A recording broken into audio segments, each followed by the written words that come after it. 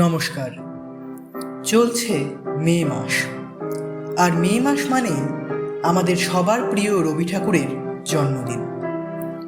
সেই উপলক্ষে কথা মানবী কুমার হট্টের বিশেষ নিবেদন গপ্প বেশি প্রতি সপ্তাহে আপনার জন্য নিয়ে আসছে রবি ঠাকুরের একটি করে গল্প। আজ আপনার জন্য আমরা নিয়ে এসেছি কঙ্কাল। তাহলে শুরু করা যাক। আমরা 3 বাল্যসঙ্গী যে ঘরে শুতাম, তার পাশের ঘরের দেয়ালে একটা আস্ত নরকঙ্কাল ঝোলানো থাকতো। রাতে হাওয়ায় তার হাড়গুলো খটখট শব্দ করে নড়ে উঠত। দিনের বেলায় আমাদেরকে সেই হাড় নাড়াতে হতো। আমরা তখন পণ্ডিত মশাইয়ের কাছে মেঘনাদ বধ এবং ক্যাম্বেল স্কুলের এক ছাত্রের কাছে অস্থিবিদ্যা পড়তাম। আমাদের অভিভাবকের ইচ্ছে ছিল আমাদেরকে সহসা সর্ববিদ্যায় পারদর্শী করে তুলবেন। তাদের অভিপ্রায় কতদূর সফল হয়েছে যারা আমাদেরকে চেনেন তাদের কাছে প্রকাশ করা বাহুল্য, এবং যারা চেনেন না তাদের কাছে গোপন করাই শ্রেয়। তারপর বহুকাল কেটে গিয়েছে। ইতিমধ্যে সেই ঘর থেকে কঙ্কাল এবং আমাদের মাথা থেকে অস্থিবিদ্যা কোথায় স্থানান্তরিত হয়েছে তা খুঁজে পাওয়া যায় না। অল্পদিন হলো একদিন রাত্রে কোনো কারণে অন্যত্র স্থানাভাব হওয়াতে আমাকে সেই ঘরে শুতে হয়। অনভ্যাসবশত ঘুম হচ্ছে না। এপাশ ওপাশ করতে করতে গির্জার ঘড়িতে বড় বড় ঘন্টাগুলো প্রায় সবকটা বেজে গেল। এমন সময় ঘরের কোণে যে তেলের শেদ জ্বলছিল সেটা প্রায় মিনিট 5 ধরে খাবি খেতে খেতে একেবারে নিভে গেল। ইতিপূর্বেই আমাদের বাড়িতে 2-1টা দুর্ঘটনা ঘটেছে, তাই এই আলো নেবার থেকে সহজেই মৃত্যুর কথা মনে উদয় হলো। মনে হলো এই যে রাত্রি 2 প্রহরে একটি দীপশিখা চির অন্ধকারে মিলিয়ে গেল, প্রকৃতির কাছে এটাও যেমন, আর মানুষের কাছে ছোট ছোট প্রাণশিখা কখনো দিনে কখনো রাত্রে হঠাৎ নিভে বিস্তৃত হওয়া যায়, তাও তেমনই। ক্রমে সে কঙ্কালের কথা মনে পড়ল। তার জীবিতকালের বিষয়ে কল্পনা করতে করতে সহসা মনে হলো একটা চেতন পদার্থ অন্ধকারে ঘরের দেয়াল হাতড়ে আমার মশারির চারিদিকে ঘুরে ঘুরে বেড়াচ্ছে। তার ঘন ঘন নিঃশ্বাসের শব্দ শোনা যাচ্ছে। সে যেন কি খুঁজছে, পাচ্ছে না, এবং দ্রুততর বেগে ঘরময় প্রদক্ষিণ করছে। নিশ্চয়ই বুঝতে পারলাম সমস্তই আমার নিদ্রাহীন উষ্ণ মস্তিষ্কের কল্পনা, এবং আমারই মাথার মধ্যে বোঁ বোঁ করে যে রক্ত ছুটছে তাই দ্রুত পদশব্দের মতো শোনাচ্ছে। কিন্তু গা ছমছম করতে লাগলো। জোর করে এই অকারণ ভয় ভাঙার জন্য বলে উঠলাম, কে ওখানে? পদশব্দ আমার মশারির কাছে এসে থেমে গেল, এবং একটা উত্তর শুনতে পেলাম। আমার সেই কঙ্কালটা কোথায় গেছে তাই খুঁজতে এসেছি। আমি ভাবলাম নিজের কাল্পনিক সৃষ্টির কাছে ভয় দেখানো কিছু নয়। পাশবালিশটা সবলে আঁকড়ে ধরে চিরপরিচিতের মতো অতি সহজ সুরে বললাম, হ্যাঁ, এই দুপুর রাত্রে বেশ কাজটি বের করেছো তো সে কঙ্কালে এখন তোমার কি দরকার? অন্ধকারে মশারির অত্যন্ত কাছ থেকে উত্তর আসলো, বলো কি? আমার বুকের হাড় যে তারই মধ্যে ছিল। আমার 26 বছরের যৌবন যে তার চারিদিকে বিকশিত হয়েছিল, একবার দেখতে ইচ্ছা করে না? আমি তৎক্ষণাৎ বললাম, কথাটা সঙ্গত বটে, তা তুমি সন্ধান করো, গে যাও, আমি একটু ঘুমোবার চেষ্টা করি। সে বলল, তুমি একলা আছো বুঝি? তবে একটু বসি, একটু গল্প করা যাক। 35 বছর আগে আমিও মানুষের কাছে বসে মানুষের মতো গল্প করতাম। এই 35টা বছর আমি কেবল শ্মশানের বাতাসে হু হু শব্দ করে বেরিয়েছি। আজ তোমার কাছে বসে আরেকবার মানুষের মতো করে গল্প করি। অনুভব করলাম আমার মশারির কাছে কে বসলো। নিরুপায় দেখে আমি বেশ একটু উৎসাহের সাথে বললাম, সেই ভালো, যাতে মন বেশ প্রফুল্ল হয়ে ওঠে এমন একটা কিছু গল্প বলো দেখি। সে বলল, সবচেয়ে মজার কথা যদি শুনতে চাও তো আমার জীবনের কথা বলি। গির্জার ঘড়িতে ঢং ঢং করে 2টো বাজলো। যখন মানুষ ছিলাম এবং ছোট ছিলাম, তখন এক ব্যক্তিকে জমের মতো ভয় করতাম। তিনি আমার স্বামী। মাছকে বড়শি দিয়ে ধরলে তার যেমন মনে হয়, আমার সেই রূপ মনে হতো। অর্থাৎ কোন এক সম্পূর্ণ অপরিচিত জীব যেন বড়শিতে গেথে আমাকে আমার স্নিগ্ধ গভীর জন্ম জলাশয় হতে টান মেরে ছিনিয়ে নিয়ে যাচ্ছে। কিছুতে তাহার হাত থেকে পরিত্রাণ নেই। বিয়ের 2 মাস পরে আমার স্বামীর মৃত্যু হয় এবং আমার আত্মীয় স্বজনেরা আমার হয়ে অনেক বিলাপ পরিতাপ করলেন। আমার শ্বশুর অনেকগুলি লক্ষণ মিলিয়ে দেখে শাশুড়িকে বললেন, শাস্ত্রে যাহাকে বলে বিষকন্যা, এ মেয়েটি তাই। সে কথা আমার স্পষ্ট মনে আছে। শুনছো, কেমন লাগছে? আমি বললাম, বেশ, গল্পের আরম্ভটি বেশ মজার। তবে শোনো, আনন্দে বাপের বাড়ি ফিরে এলাম। ক্রমে বয়স বাড়তে লাগলো। লোকে আমার কাছে লুকোতে চেষ্টা করত, কিন্তু আমি নিজে বেশ জানতাম আমার মতো রূপসী এমন যেখানে সেখানে পাওয়া যায় না। তোমার কি মনে হয়? খুবই সম্ভব, কিন্তু আমি তো তোমাকে কখনো দেখিনি। দেখোনি কেন? আমার সেই কঙ্কাল। আমি ঠাট্টা করছি। তোমার কাছে কি করে প্রমাণ করব যে সেই দুটো শূন্য চক্ষু কোটরের মধ্যে বড় বড় দুটি টানা কালো চোখ ছিল এবং রাঙা ঠোঁটের উপরে যে মৃদু হাসিটুকু মাখানো ছিল? এখনকার অনাবৃত্ত দন্তসার বিকট হাস্যের সঙ্গে তার কোনো তুলনাই হয় না। এবং সেই কয়খানা দীর্ঘ শুষ্ক অস্থিখণ্ডের উপর এত লালিত্য, এত লাবণ্য, যৌবনের এত কঠিন কোমল লিটল পরিপূর্ণতা প্রতিদিন প্রস্ফুটিত হয়ে উঠত। তোমাকে তাহা বলিতে গেলে হাসিও পায় এবং রাগও ধরে। আমার সেই শরীরে যে অস্থিবিদ্যা শেখা যেতে পারে তা তখনকার বড় বড় ডাক্তাররা বিশ্বাসও করতো না। আমি জানি একজন ডাক্তার তার কোনো এক বিশেষ বন্ধুর কাছে আমাকে কনক চাপা বলেছিল। তার অর্থ এই, পৃথিবীর আর সকল মানুষই অস্থিবিদ্যা এবং শরীরতত্ত্বের দৃষ্টান্ত স্থল ছিল। কেবল আমি সৌন্দর্যরূপী ফুলের মতো ছিলাম। কনক চাপার মধ্যে কি একটা কঙ্কাল আছে?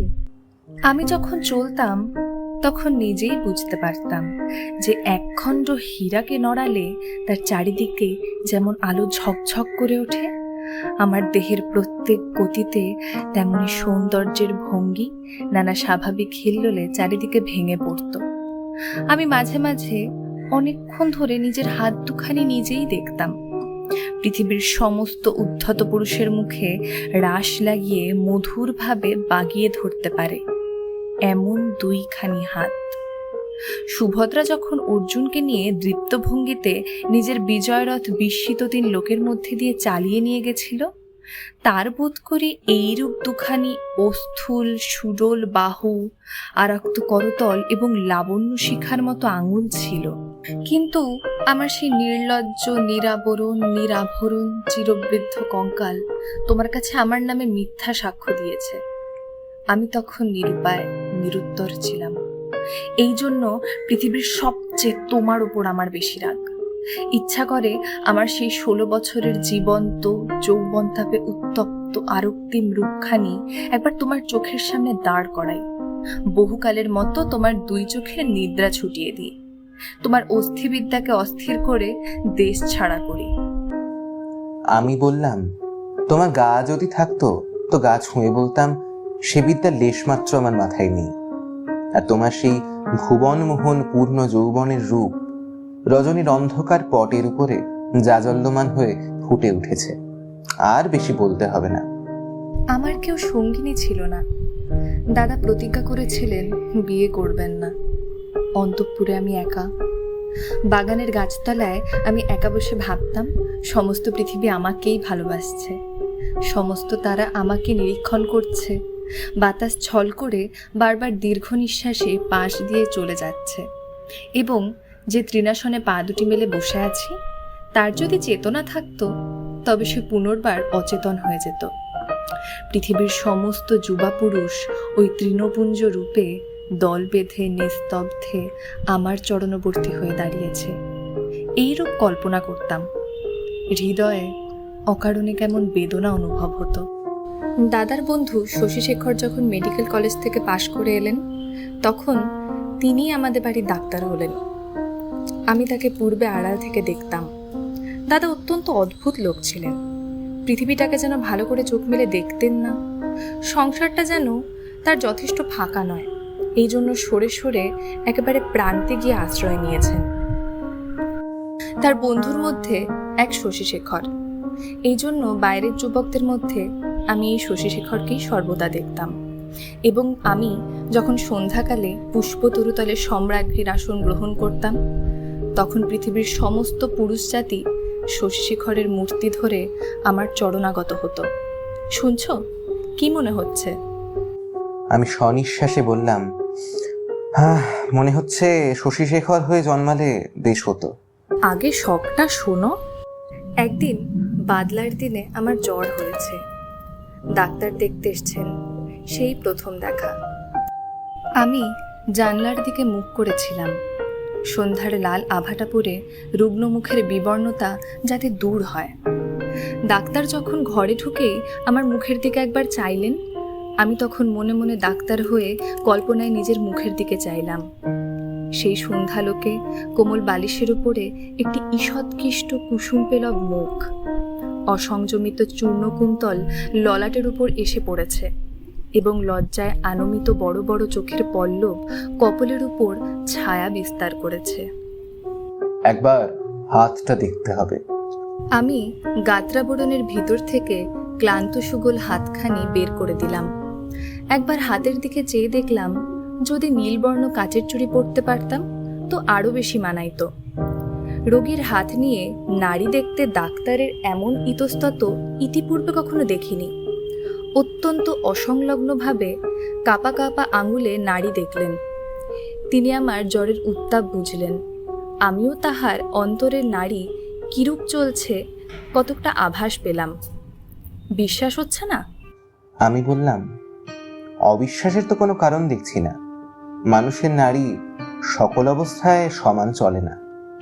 কালক্রমে আরো 2-4 বার রোগ ও আরোগ্য হবার পর দেখলাম, আমার সেই সন্ধ্যাকালের মানুষ সভায় পৃথিবীর কোটি কোটি পুরুষ সংখ্যা অত্যন্ত হ্রাস হয়ে ক্রমে একটিতে এসে ঠেকল। আমার পৃথিবী প্রায় জনশূন্য হয়ে আসলো। জগতে কেবল একটি ডাক্তার এবং একটি রোগী অবশিষ্ট রইল। আমি গোপনে সন্ধ্যাবেলায় একটি বাসন্তী রঙের কাপড় পরতাম, ভালো করে খোপা বেঁধে মাথায় একগাছি বেলফুলের মালা জড়াতাম, একটি আয়না হাতে নিয়ে বাগানে গিয়ে বসতাম। কেন? নিজেকে দেখে কি আর পরিতৃপ্তি হয় না? বাস্তবিকই হয় না। কেননা আমি তো নিজে নিজেকে দেখতাম না। আমি তখন একলা বসে দুজন হতাম। আমি তখন ডাক্তার হয়ে নিজেকে দেখতাম, মুগ্ধ হতাম এবং ভালোবাসতাম এবং আদর করতাম। অথচ প্রাণের ভিতরে একটা দীর্ঘ নিঃশ্বাস সন্ধ্যা বাতাসের মতো হুহু করে উঠত। সেই থেকে আমি আর একলা ছিলাম না। যখন চলতাম নতনেত্রে চেয়ে দেখতাম পায়ের আঙুলগুলো পৃথিবীর উপর কেমন করে পড়ছে এবং ভাবতাম এই পদপে আমাদের নতুন পরীক্ষোত্তর্ণ ডাক্তারকে কেমন লাগবে। মধ্যাহ্নে জানলার বাইরে ঝাঁঝা করত, কোথাও সারা শব্দ নেই। মাঝে মাঝে এক একটা চিল অতি দূর আকাশে শব্দ করে উড়ে যেত এবং আমাদের উদ্যান প্রাচীরের বাইরে খেলনাওয়ালা সুর করে খেলনা চাই, চুড়ি চাই করে ডেকে যেত। আমি একখানি ধবধবে চাদর পেতে নিজের হাতে বিছানা করে শয়ন করতাম। একখানি অনাবৃত বাহু কোমল বিছানার উপরে যেন অনাদরে মেলে দিয়ে ভাবতাম, এই হাতখানি এমন ভঙ্গিতে কে যেন দেখতে পেল, কে যেন দুখানি হাত দিয়ে তুলে নিল, কে যেন ইহার আরক্ত করতলের উপর একটি চুম্বন রেখে দিয়ে আবার ধীরে ধীরে ফিরে যাচ্ছে। মনে করো, এখানে যদি গল্পটা শেষ হয় তাহলে কেমন হয়? আমি বললাম, মন্দ হয় না। একটু অসম্পূর্ণ থাকে বটে, কিন্তু সেইটুকু আপন মনে পূরণ করে নিতে বাকি রাতটুকু কেটে যাবে। কিন্তু তাহলে গল্পটা যে বড় গম্ভীর হয়ে পড়ে। এর উপহাসটুকু থাকে কোথায়? এর ভিতরকার কঙ্কালটা তার সমস্ত দাঁত কটি মেলে দেখা দেয় কই? তারপরে শোনো, একটুখানি পসার হতে আমাদের বাড়ির একতলায় ডাক্তার তার ডাক্তারখানা খুললেন। তখন আমি তাকে মাঝে মাঝে হাসতে হাসতে ঔষধের কথা, বিষের কথা, কি করলে মানুষ সহজে মরে এই সকল কথা জিজ্ঞেস করতাম।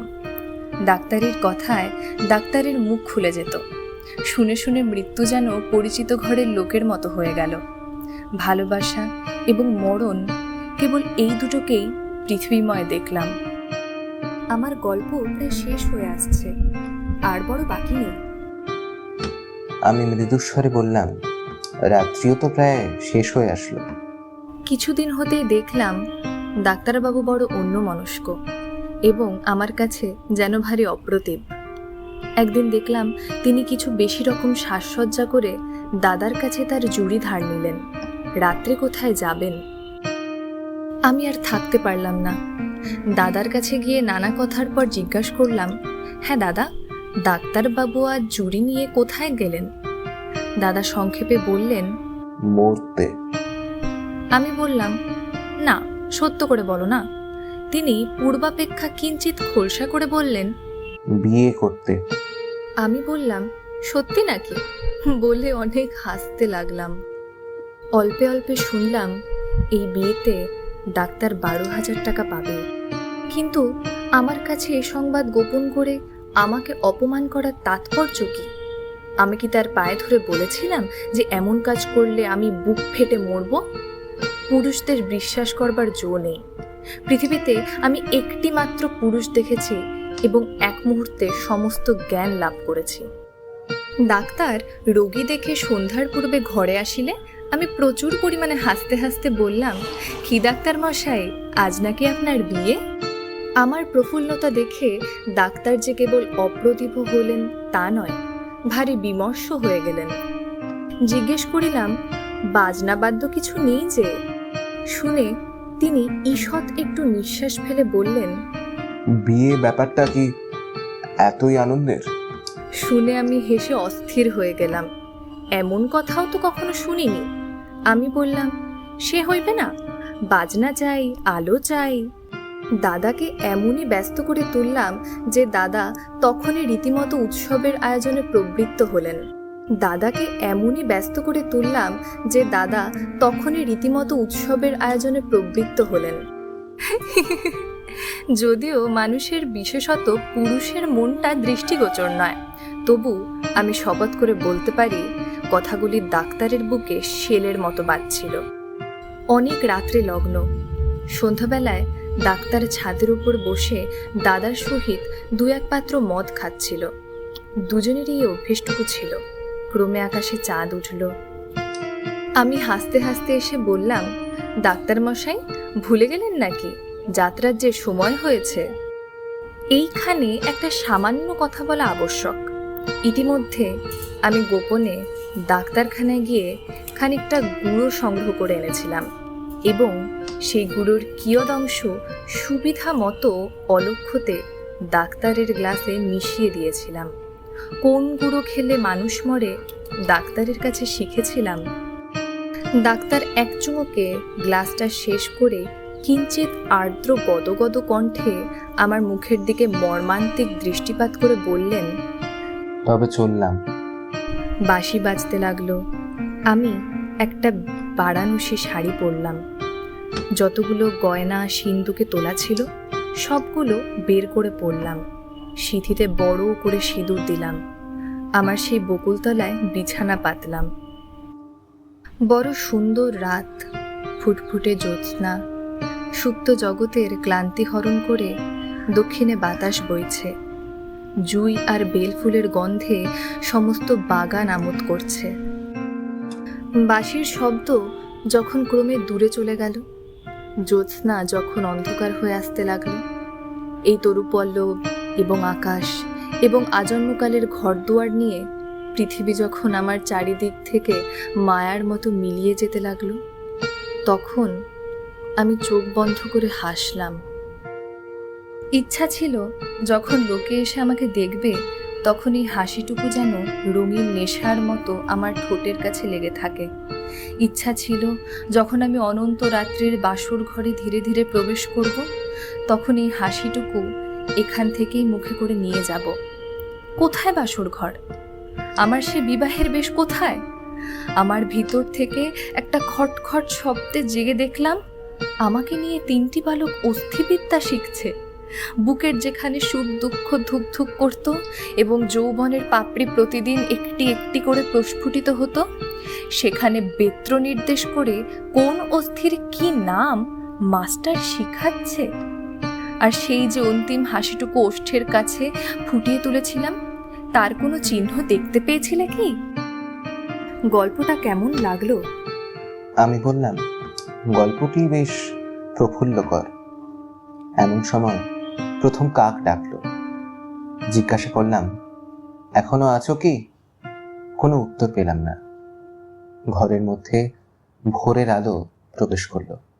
কথা মানবী কুমার হট্টের বিশেষ নিবেদন গপ্প ডট বেশিতে আজ শুনলেন বিশ্বকবি রবীন্দ্রনাথ ঠাকুরের লেখা ছোট গল্প কঙ্কাল। কঙ্কালের চরিত্রে স্বস্তিকা, কথক ও অন্যান্য চরিত্রে শ্রমণ, সূত্রধর আমি অনির্বাণ, শাব্দিক সম্পাদনায় হৃদাকাশ, প্রচারচিত্র প্রস্তুতি, আবহ সঙ্গীত ও পর্ব পরিচালনায় শ্রমণ। আশা করি আমাদের আজকের এই নিবেদন আপনাদের ভালো লেগেছে। এভাবেই পাশে থাকবেন আমাদের। আগামী দিনে আরও অনেক গপ্প নিয়ে হাজির হবে টিম গপ্প ডট বেশি। ধন্যবাদ।